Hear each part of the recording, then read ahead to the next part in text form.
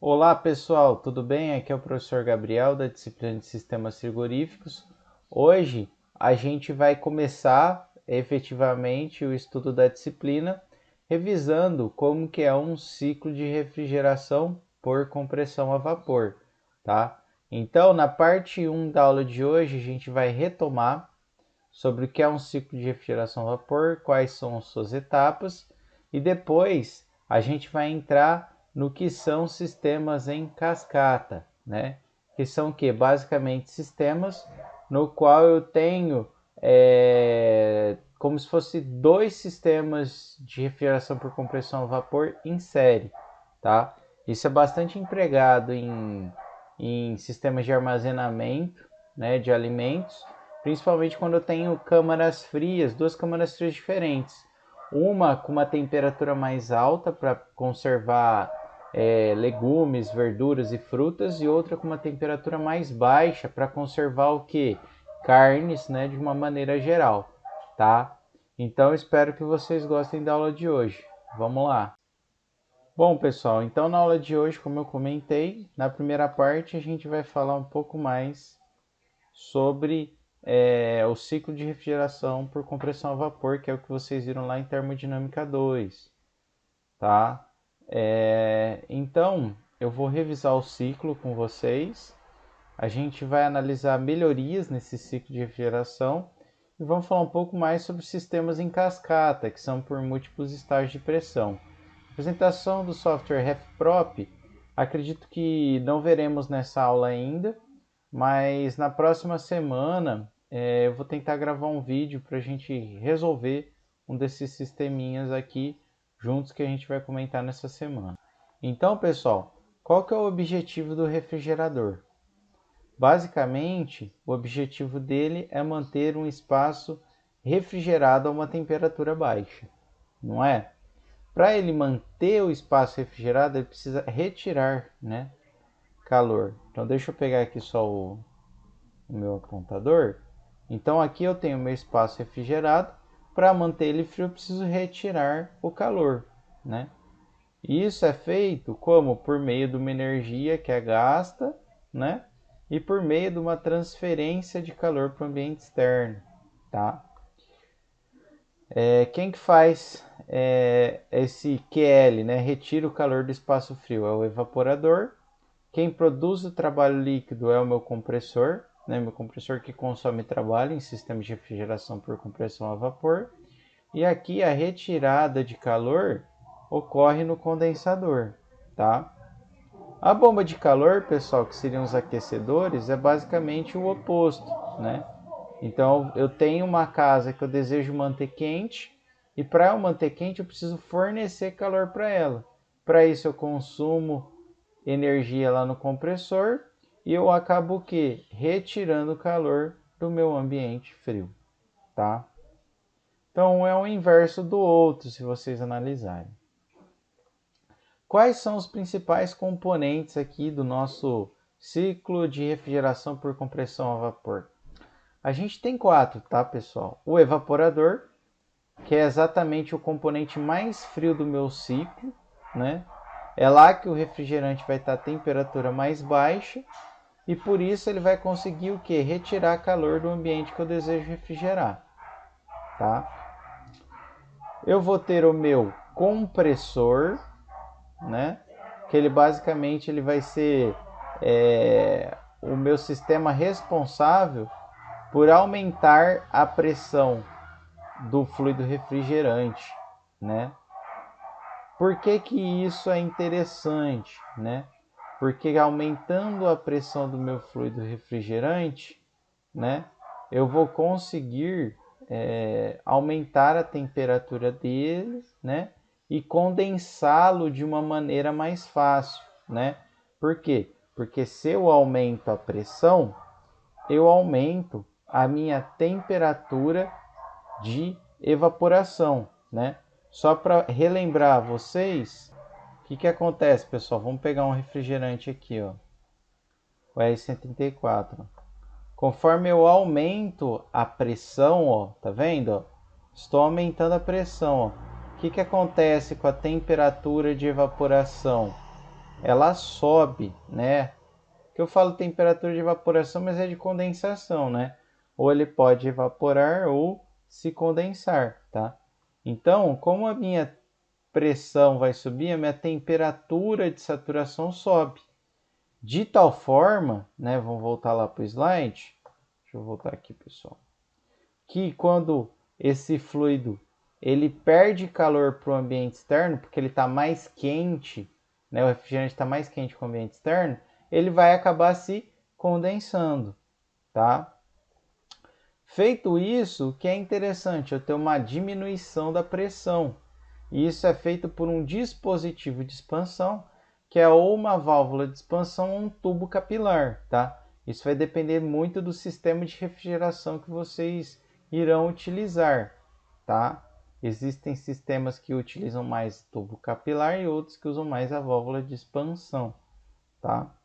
Então, feito isso, eu vou diminuir a pressão de tal forma, o que acontece quando diminui a pressão?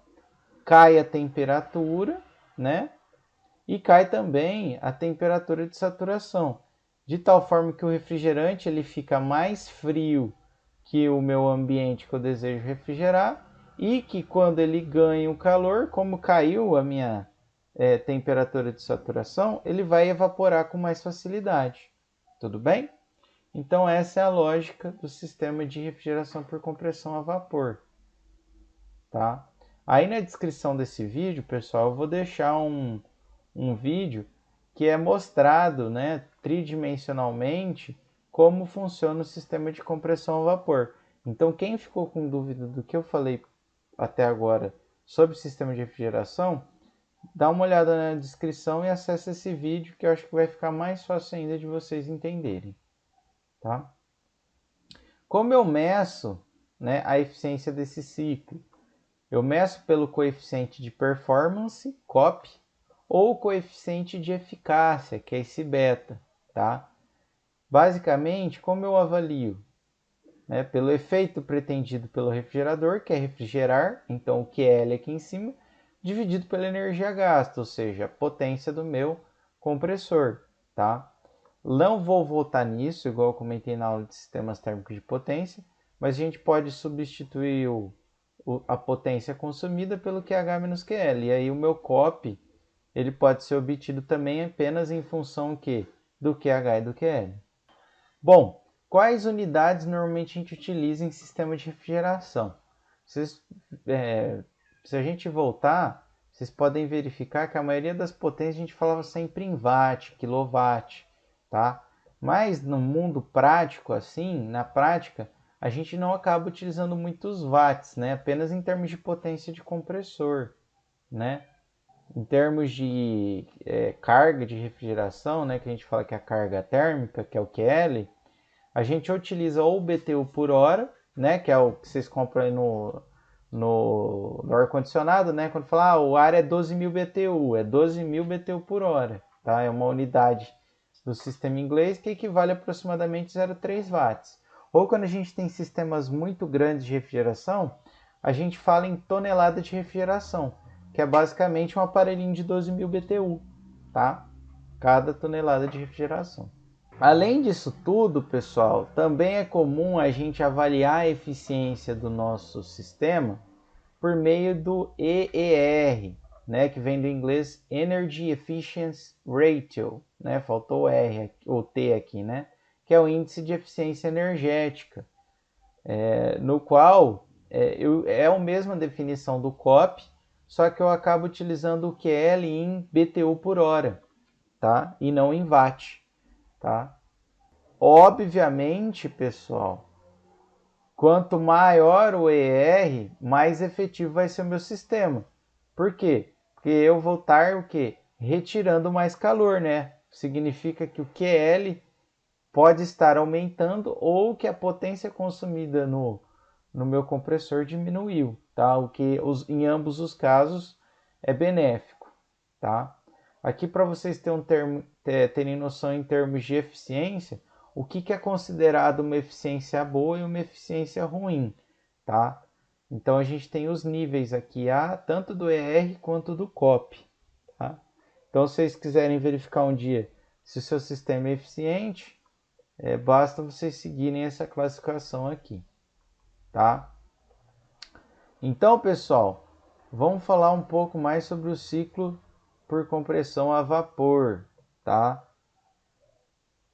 A gente tem como fluido de trabalho refrigerante, aí vai depender do tipo de uso, pode ser o R403A, o R410, pode ser amônia, né? A gente tem aqueles 4 componentes, que é o compressor, o dispositivo de expansão, o evaporador e o condensador, né? E lembrando que assim como no sistema térmico de geração potência a vapor, aqui o refrigerante ele muda de fase, né? Então, em alguns pontos ele é líquido, em alguns pontos ele é vapor, em alguns pontos ele está no meio a meio, né? Está mudando de fase, tá? Para explicar o ciclo, pessoal, eu gostaria de primeiro fazer com vocês passo a passo, igual a gente fez na aula. Vai ser o meu compressor. Aqui eu vou ter o meu condensador.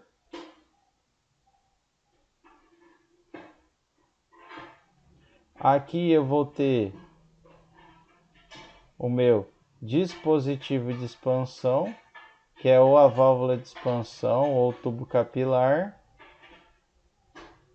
E aqui, para finalizar, eu tenho o meu evaporador. Aí, pessoal, qual que é a ordem do ciclo, tá?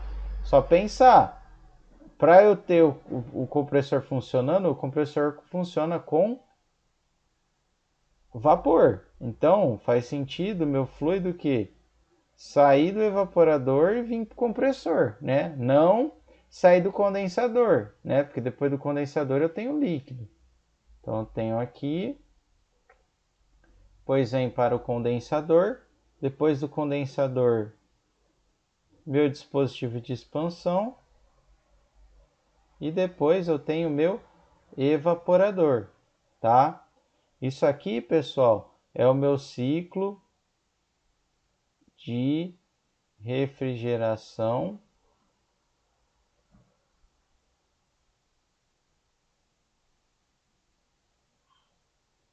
por compressão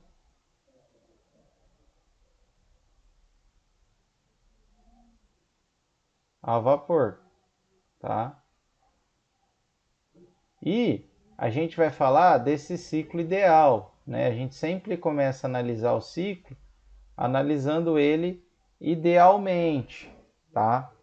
Então vamos nomear aqui os estados, começando aqui do 1. Calma aí, pessoal. Do 1, do 2, do 3 e do 4, ok? Então, pessoal, vamos começar analisando o meu compressor, que é o processo do 4 para o 1, tá? O que vai estar acontecendo aqui, pessoal? Eu vou ter uma compressão, isso é óbvio. Se eu estou analisando meu sistema ideal, para que ele não tenha perdas durante o processo, né, não tenha perda por atrito, não tenha perda por esquentar, né, entre outros tipos de perda, o meu processo ele precisa ser isoentrópico, tá? Então, essa é a idealização que a gente adota aqui. Portanto, meu S4 é igual ao meu S1, tá? Então, vamos para o próximo processo. Depois, ó, 1 para o 2, eu tenho que o meu condensador, né, pessoal? E o meu condensador, o que ele faz, pessoal? Ele vai ter uma troca de calor, né? Mas o que vai estar acontecendo com o refrigerante em si? Ele vai estar resfriando, então vai ser um resfriamento. E assim como lá nos ciclos de refrigeração ou ciclo de geração de potência, toda vez que eu tenho um trocador de calor, eu vou adotar que ele é isobárico, tá? Então, a minha pressão que entra no condensador é igual à pressão que sai.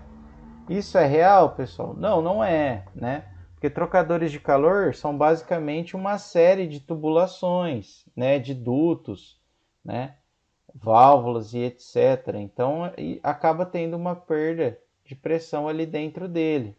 Mas a gente adota idealmente que isso não ocorre. O meu dispositivo de expansão, pessoal, o que acontece? Vocês podem falar, ele é isentrópico, né? Está expandindo, né? Assim como tinha lá com a turbina, tá?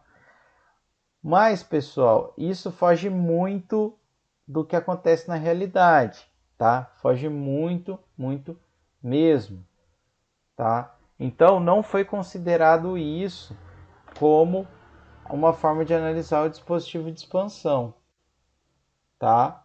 O que foi considerado?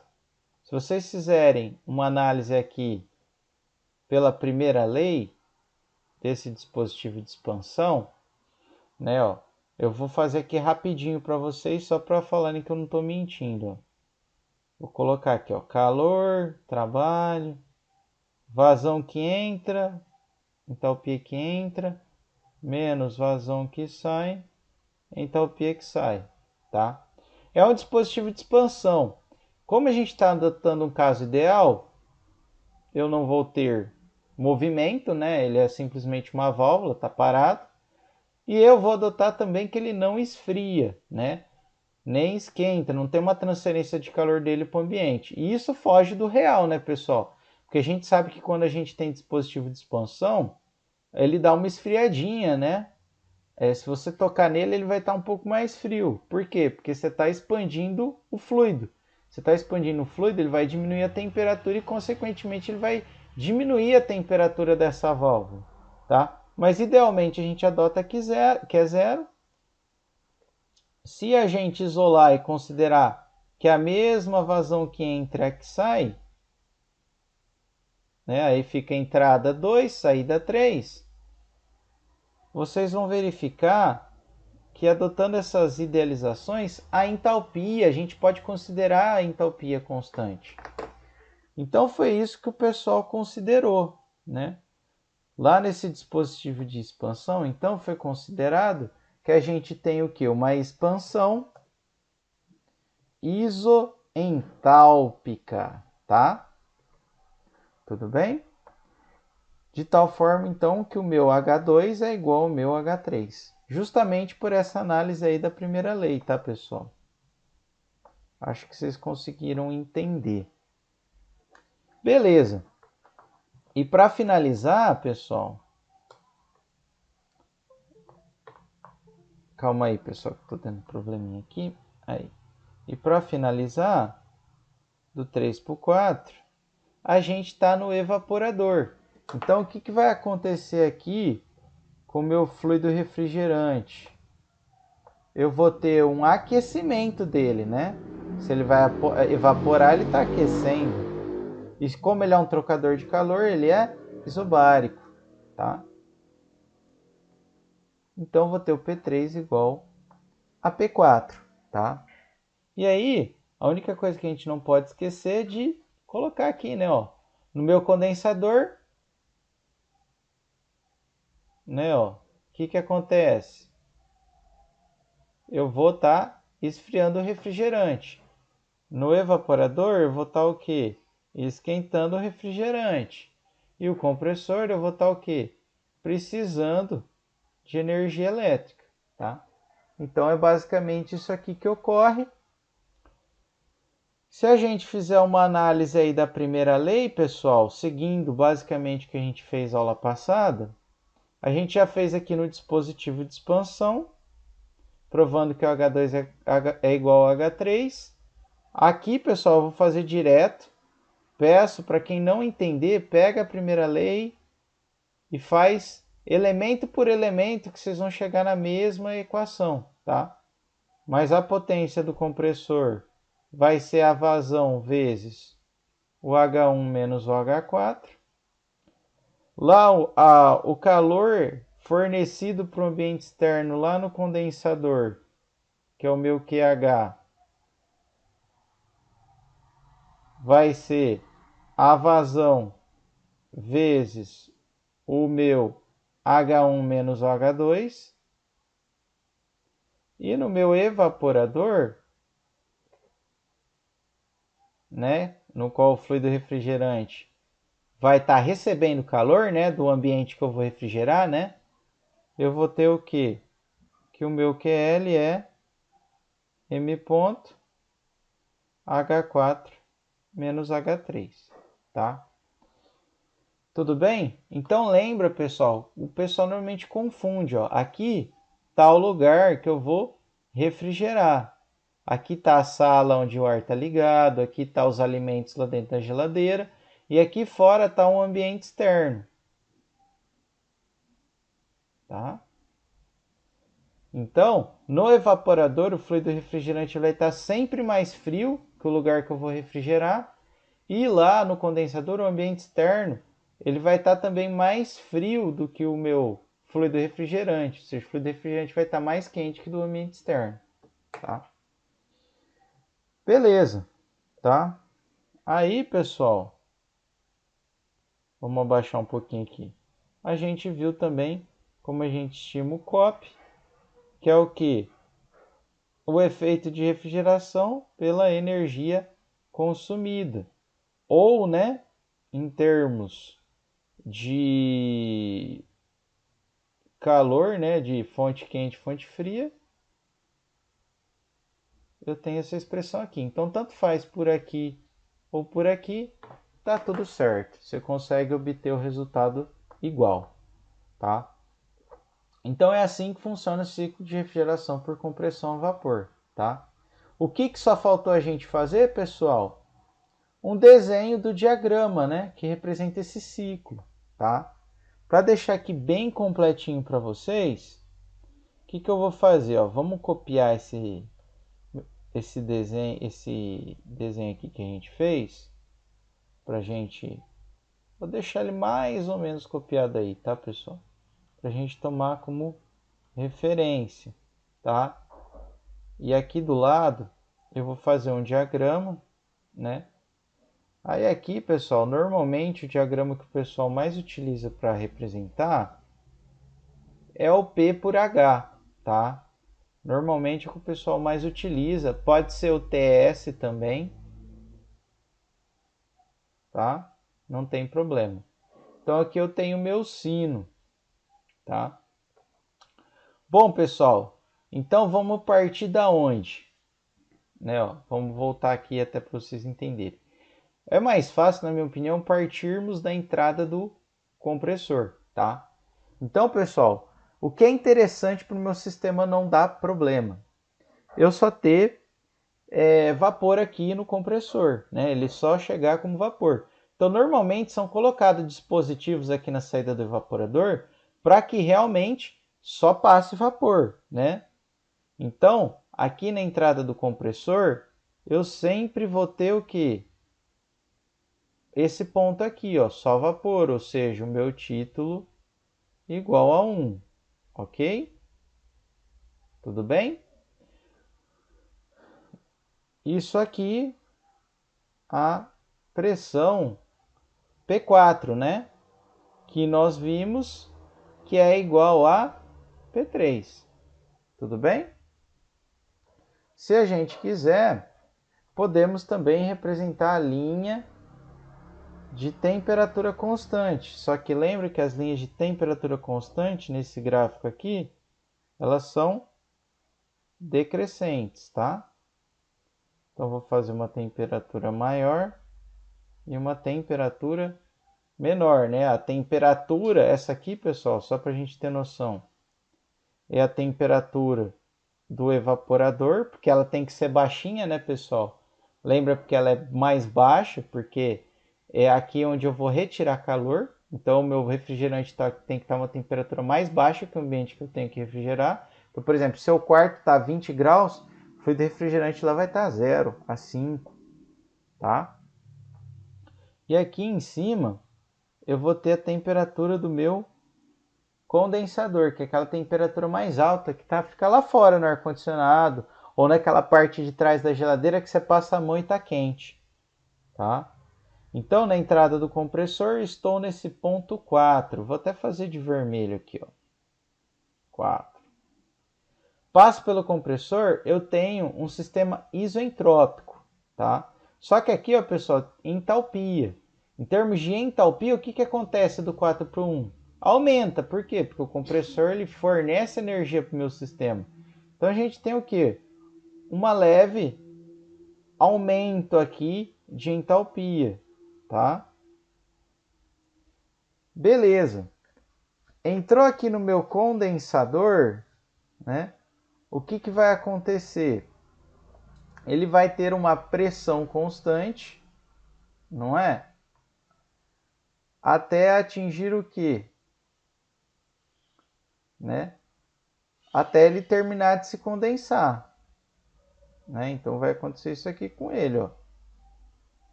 E aqui eu vou ter o quê? Deixa eu pegar aqui. A pressão 1, que é igual a pressão 2, né? Ó.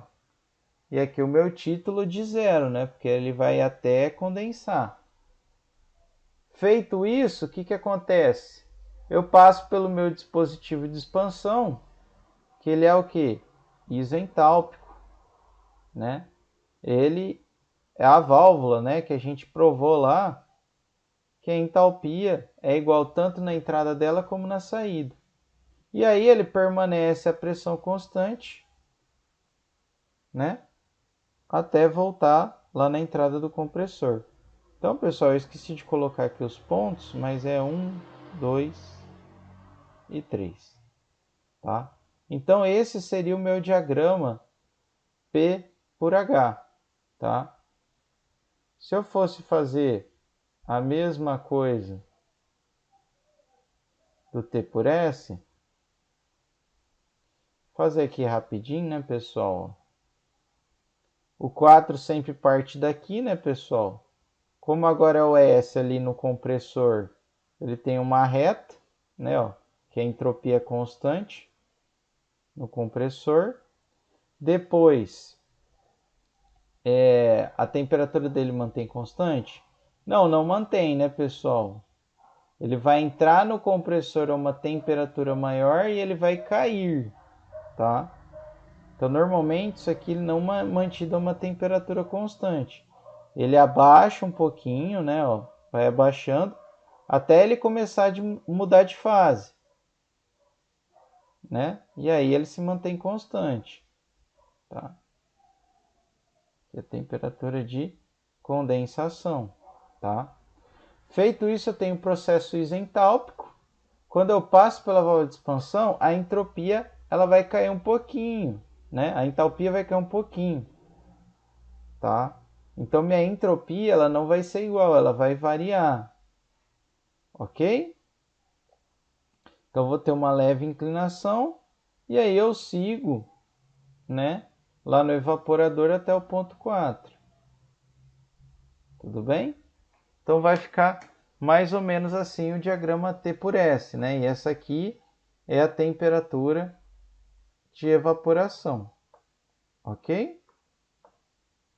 Que é onde funciona o evaporador. Ok, pessoal? Então é basicamente assim, mas o importante é o diagrama. Aqui está o T por S, né? Ó, vocês vão ver que está parecido com esse aqui, mas o P por H, tá? Ó, que é parecido ali com o que a gente fez. Tudo bem?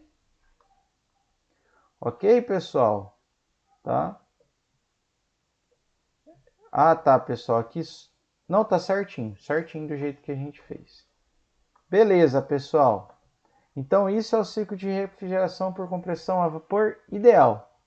E se ele fosse real, pessoal, o que a gente teria que adotar? Primeira coisa, o compressor não é isentrópico. Então ele teria uma eficiência isentrópica, igual a gente tem lá nos sistemas térmicos. Então eu não vou ter mais uma reta, né? Eu vou ter uma variação, ok? Tudo bem? E além disso, o que acontece?